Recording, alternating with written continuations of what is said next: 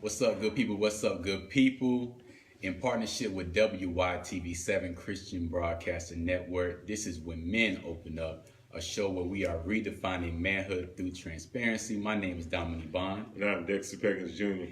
And the topic for today is money over everything. Money over everything. Now, for the listeners, we just want to give them, a reasoning and story behind the whole topic. And over the past week to 2 weeks, we've been having a lot of engagement on our social media pages. Yeah. We've been having a lot of people reach out to us and telling us their stories, why they're so motivated and love that we have started this show and so forth. And some people are giving us their situations, some of their scenarios.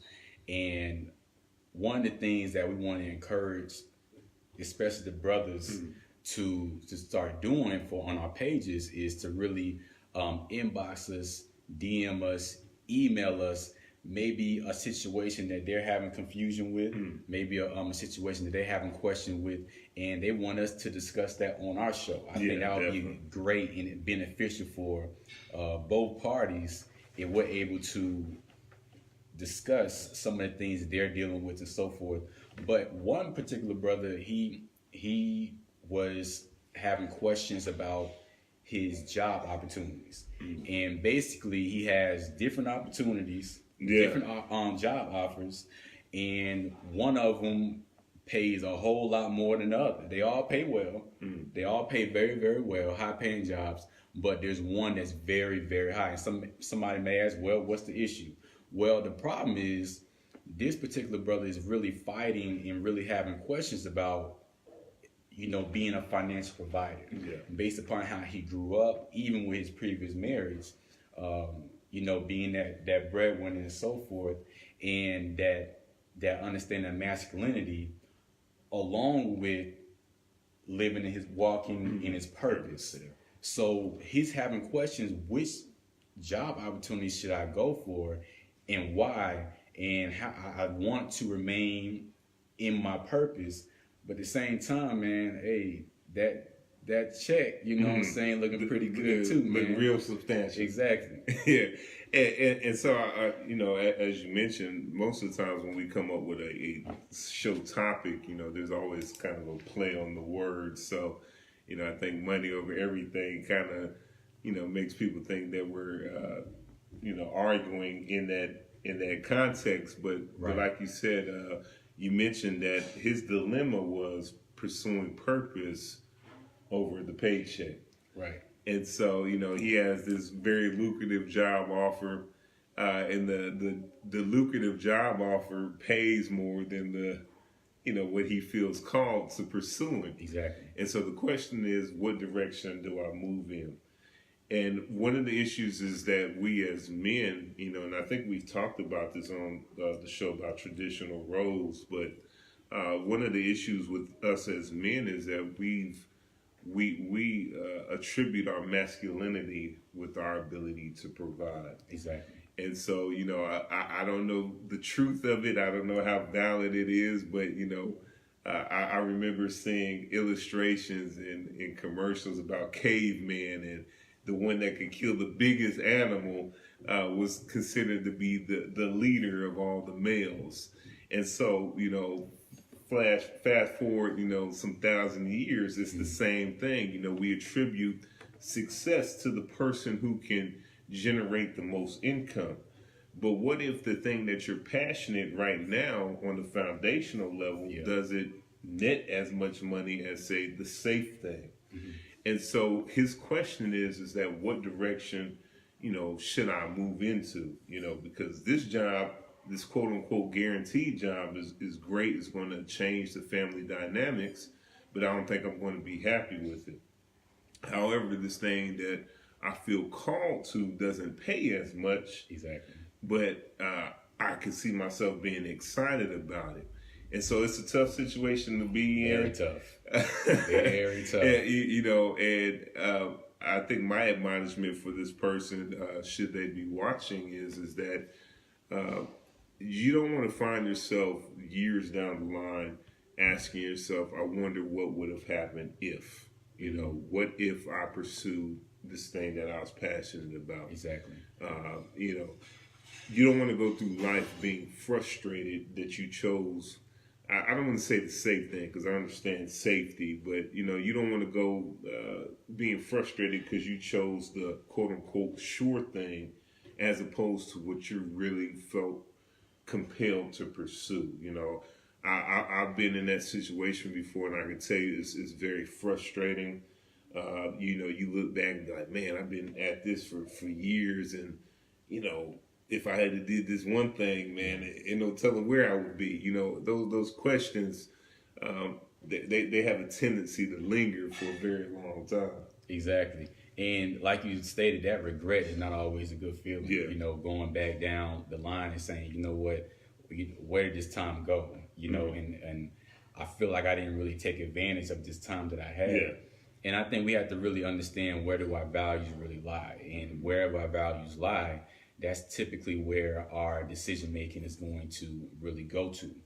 Those are our biggest influences. What are our influences is how we were brought up. Some of our fathers, you know, were hard workers, and they'll tell you, and they'll still in you got to get a good job. Yeah. You got to get a good job. I remember my father always told me, you got to get a good job. You know, Yeah. if all else fails, you got to get a good job. Yeah. And sometimes, you know, with us, as men, our biggest influences a majority of the time is women. And you know, a lot of women just don't look at you too big, bro. If your pockets ain't that big, let's just be honest. So, and that's part of the reason why some of us, when it come down to the dating scene, you know, what are we really trying to do? We're really trying to really show you that, you know, we can do X, Y, and Z for you. You ain't got to worry about a thing, because in us, that's a way of us showing our masculinity and how much of a man we are to you. So that's part of the reason why, you know, on that first 2 dates, you know what I'm saying, we going all out, you know what I'm saying? But financial stability, wealth is what you just stated as how we view success. And I think another thing that we have to really, in this person's case, he has a family. And so when it comes down to financial stability, you have to really ask yourself, is it really about your family, or is it really about your ego? Is it really about you?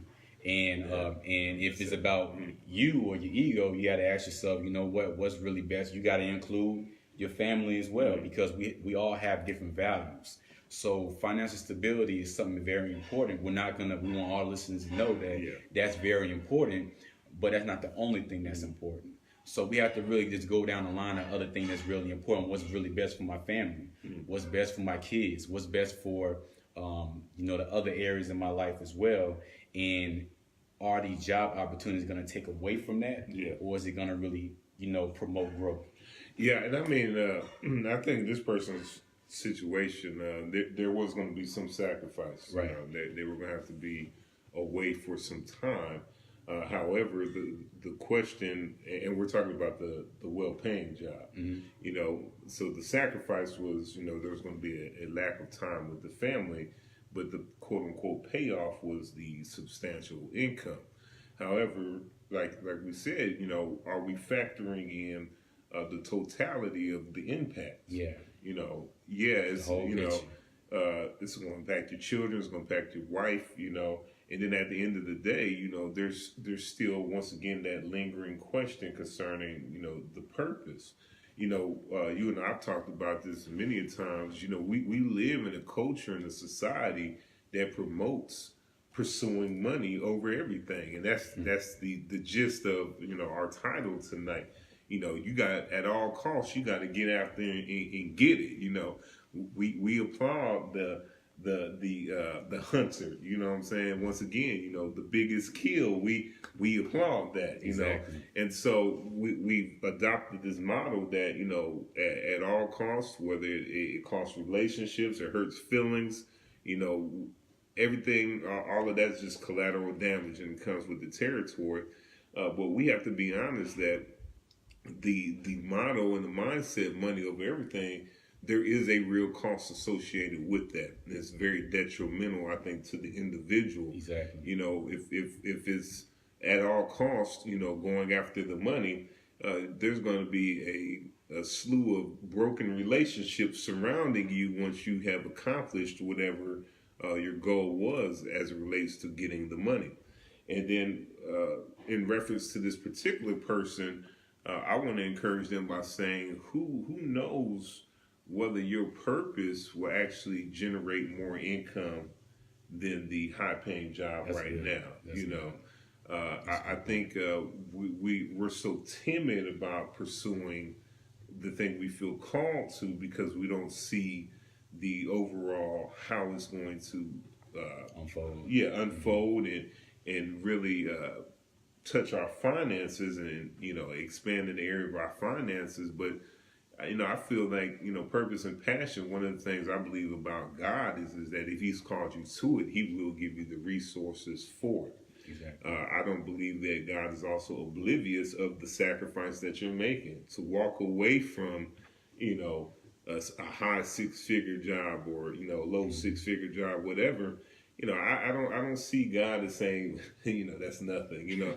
I believe that God kind of factors all of that into it, and you'll be surprised about what will come to you as you pursue your purpose. Exactly. And I like what you said with when you have that mindset that is literally money over everything.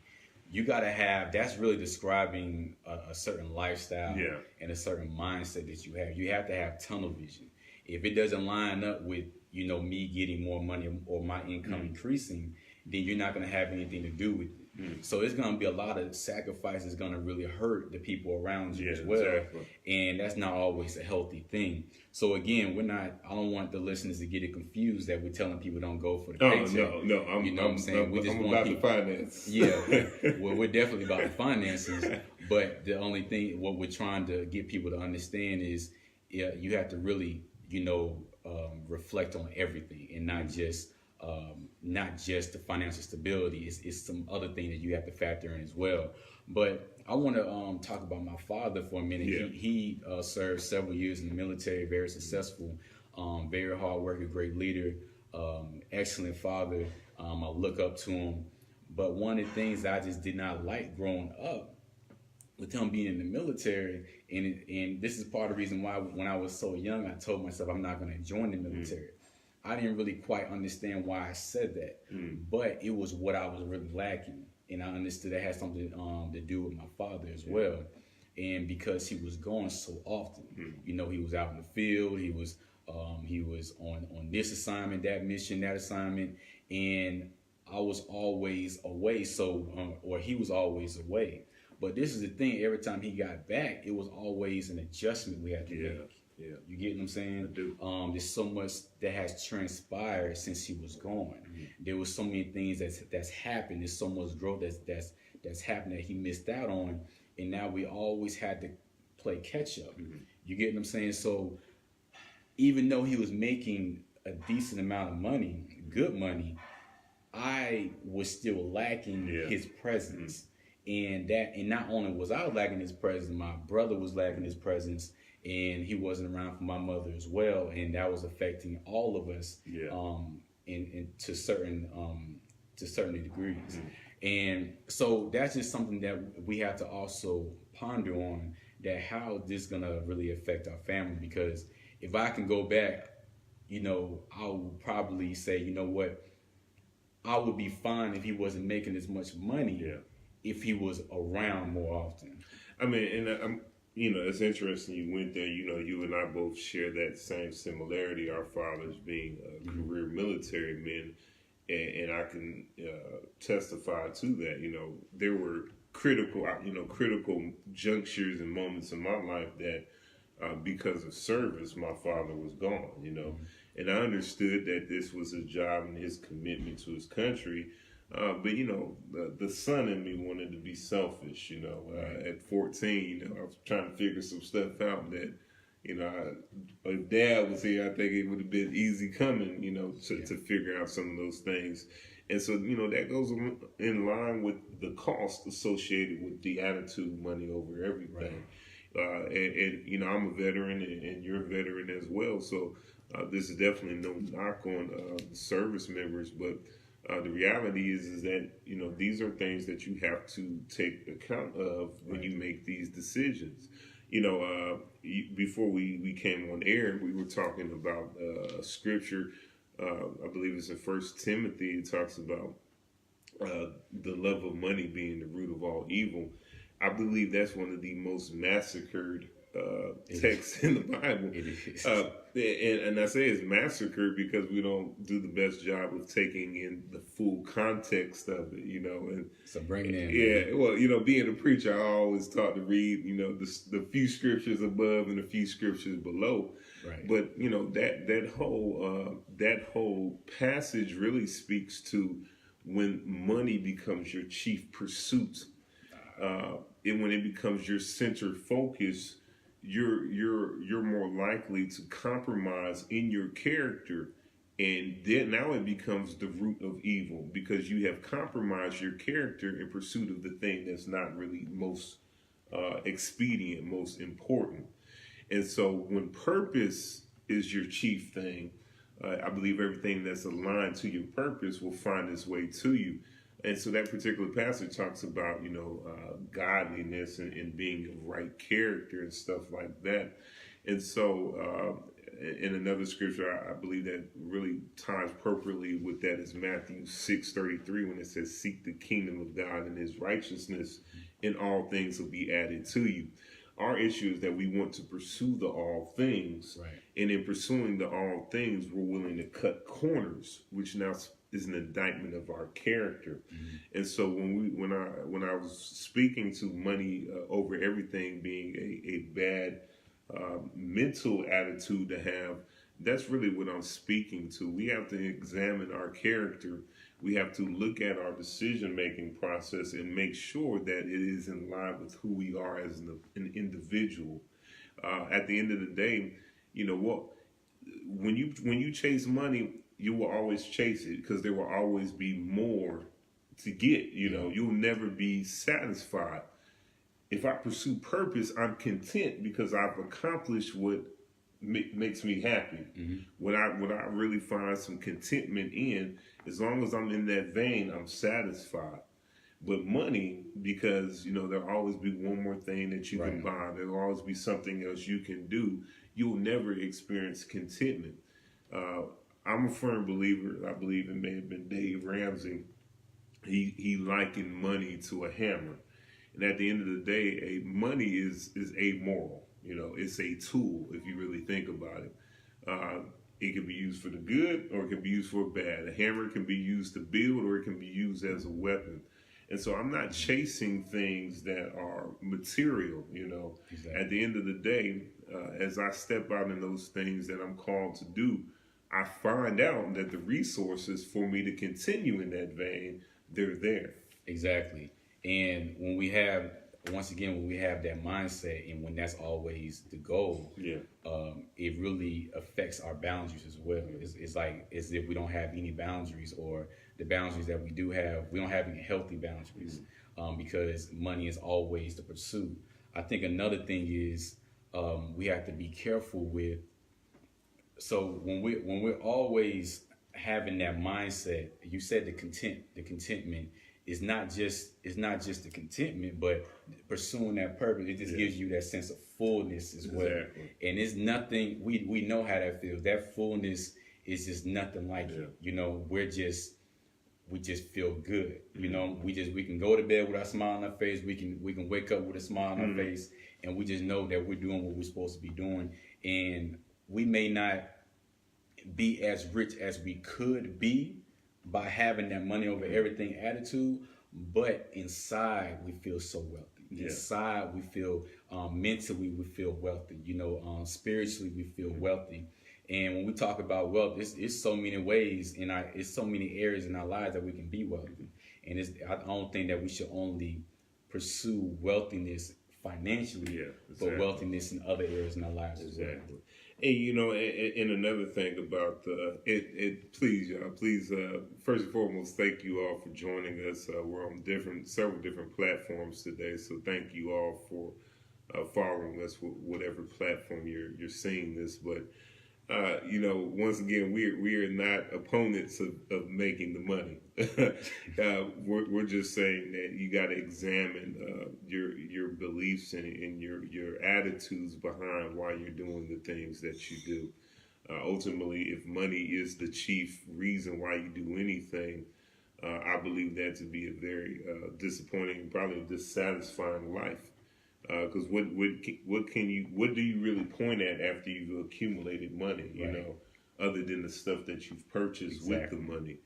And so, and an example in reference to this particular person who's serving as the case study, the person who submitted that question, at the end of the day, their concern was finding themselves in the routine, the rut of life, just going into work, not being satisfied, hating what they're doing, but knowing that they're making money.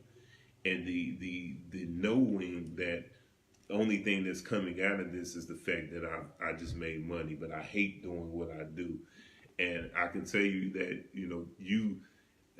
we always talk about how it feels like the years are going really fast. I can tell you the years feel like they are moving in slow motion when every day you're doing something that you hate. You're like, you just staring at the clock all day long. So at the end of the day, my acknowledgement and what I would say to this person is that my hope for you would be to really connect with the thing that brings you joy and satisfaction. Because at the end of the day, you'll find yourself to be more creative. You'll find yourself coming up with money-making ideas.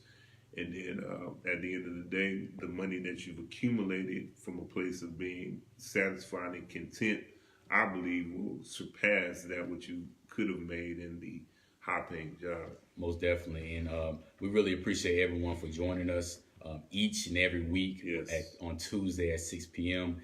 And continue to give us some feedback. Let us know how you enjoyed this segment, this episode. And if you have, for the guys, for the fellas, if you have anything that you want us to go over, please feel free to email us whenmenopenup@gmail.com. You can DM us on Instagram, inbox us on Facebook. That's no problem at all. And it's going to be completely anonymous. We're not going to, put your name out there or anything, or we're not going to give any indication who it is. But this is strictly about, sharing situations, scenarios that other people are in as well. We're not the only one dealing with certain issues.